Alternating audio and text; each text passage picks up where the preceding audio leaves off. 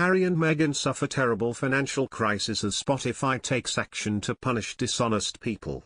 Meghan Markle and Prince Harry are under pressure to deliver a 6-part series for Spotify by the end of the year, a royal correspondent has claimed. Meghan Markle, 40, and Prince Harry, 36, launched their Markle Foundation after stepping back as senior members of the royal family. The Duke and Duchess of Sussex have settled into a new life in Montecito in California, bought an £11 million house, secured lucrative multi-million-pound deals with Netflix and Spotify and volunteered during the COVID-19 crisis. But the pair have only released one podcast on Spotify.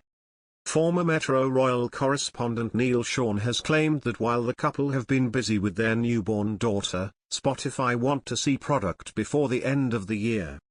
Speaking on his daily news show, he said, "A lot of people are now saying have they been dumped from that particular deal. The deal itself, you don't get all the money up front. What you do is receive a substantial advance payment. What a lot of people don't know about Harry and Meghan's deal with Spotify was and is a development deal. A development deal is a lot different than a mega signing. They say we'll help you, guide you and co-produce it with you if you desire, and then Spotify will decide what they do and don't like. 9 months down the track we haven't seen much, so one would question exactly what do or don't like." In defense of Harry and Meghan, they've had a very busy few months as they welcome their brand new daughter Lilibet. "What we can tell you first here on the show is Spotify itself is looking to see product before the end of the year, particularly a 6-part series they hope to start prior to the festive season."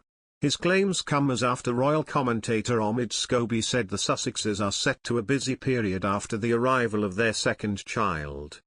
He claimed after months of leave for the royal couple, they are getting ready for a busy period.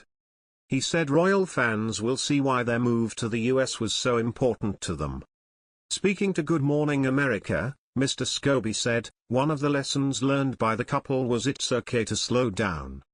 We saw them jump from one big project to the next, especially when they moved over to the US, but they're on parental leave at the moment, enjoying that important family time from home.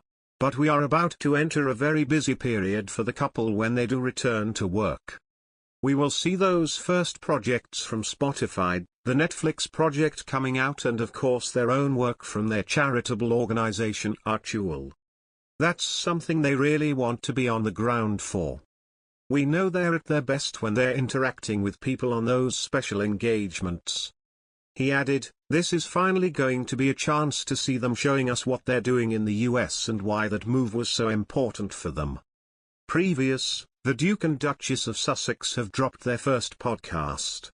Prince Harry and Meghan Markle and guests from Elton John to their son, Archie, appear on the royal couple's first audio release Tuesday for Spotify, a 34-minute special featuring reflections on 2020.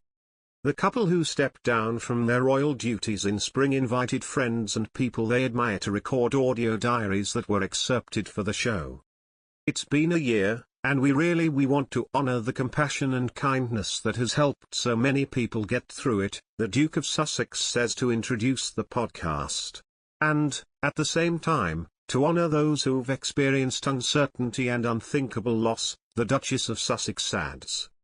John, 73, was among the many musical artists who was in the middle of a tour when the pandemic struck.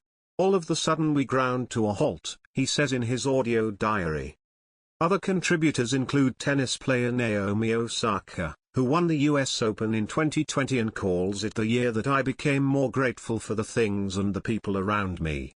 Stacey Abrams, whose push for voter registration helped put Georgia at the political center of the United States, calls 2020 a year that saw horror and meanness surge, and justice fight back. Despite the coronavirus pandemic dominating headlines, Meghan and Harry managed to make major news at the end of March when they stepped down from their royal duties and soon moved to California, settling in the coastal community of Montecito.